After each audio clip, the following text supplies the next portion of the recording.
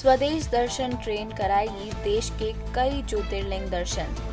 IRCTC की पहल पर कराया जाएगा दर्शन, यात्रियों को मिलेगा लाभ। स्टैच्यू ऑफ यूनिटी का भी कराएंगे दर्शन। देश भर के विभिन्न क्षेत्रों में विद्यमान कई ज्योतिर्लिंग के दर्शन कराएगी IRCTC के द्वारा संचालित की जाने वाली स्वदेश दर्शन ट्रेन।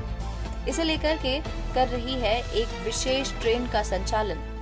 IRCTC के द्वारा संचालित इस ट्रेन के द्वारा ही इसका संचालन किया जा रहा है और यात्रियों को विशेष सुविधाओं के साथ देश के कई ज्योतिर्लिंगों का साक्षात दर्शन कराएगी। करीब 11 दिन और रात देश के विभिन्न कोनों में चलकर लोगों को विशेष रियायत में ज्योतिर्लिंग के दर्शन करवाए जाएंगे।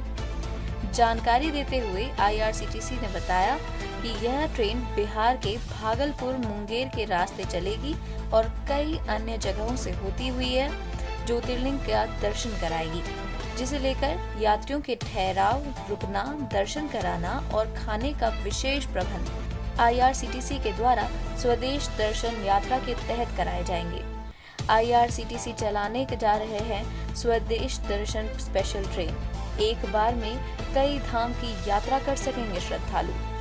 IRCTC श्रद्धालुओं के लिए स्पेशल पैकेज ट्रेन की शुरुआत करने जा रही है, जिसके माध्यम से श्रद्धालु उज्जैन, द्वारका, सोमनाथ, शिरडी सहित स्टैच्यू ऑफ यूनिटी का भ्रमण कर सकेंगे। जो स्वदेश दर्शन की शुरुआत 6 नवंबर से शुरू होगी, जो 12 दिनों तक देश के अलग अलग तीर्थ स्थलों का भ्रमण कराएगी। और इसको लेकर IRCTC के पदाधिकारी निखिल स्वराज ने बताया कि यात्रियों के लिए बुकिंग शुरू हो चुकी है, क्योंकि 6 नवंबर को कोलकाता स्टेशन से चलेगी और यह ट्रेन दुमका, भागलपुर, जमालपुर होते हुए 5 ज्योतिर्लिंग को जाएगी। जो पहला जो स्टॉपेज होगा उनका उज्जैन होगा, जहाँ पे हम लोग ओम महाकालेश्वर, ओमकारेश्वर दर्शन करेंगे। फिर सोमनाथ जाएंगे, फिर द्वारका जाएंगे, फिर स्टैच्यू ऑफ यूनिटी और शिरडी, शनि सिंगापुर घूमते हुए हम लोग वापस 17 तारीख को आ जाएंगे। कितने दिनों का ये यात्रा होगा? यह जो यात्रा है यह 12 दिन का यात्रा है। 6 को जाकर और 17 को वापस आ जाएंगे।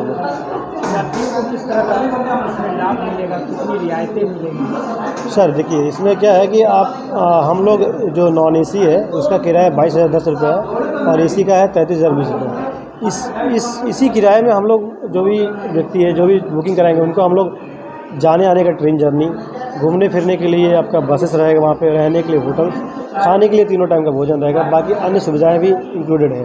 तो इसी अलग से कोई फेयर हम लोग नहीं ले रहे हैं। मुजफ्फरपुर या फिर आसपास के लोग कहाँ से यात्रा की शुरुआत कर सकते हैं? अब मुजफ्फरपुर और इसके आसपास के लोग जो है वो उनका जो nearest station Jamalpur I think हो सकता है या भागलपुर।